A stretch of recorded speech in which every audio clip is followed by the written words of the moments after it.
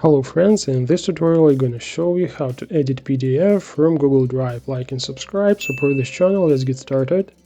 By default, Google Drive doesn't have an editor for PDF files. This problem is solved by converting a PDF file into Google Docs document. How to do it? Let's say we have some kind of PDF file and we need to edit it.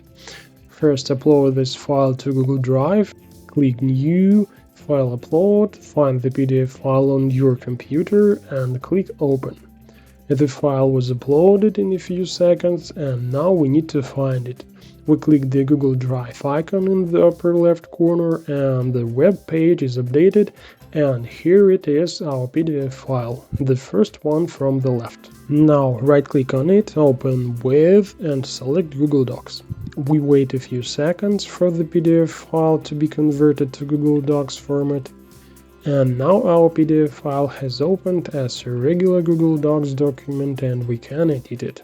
For example, let's make a few changes to the document.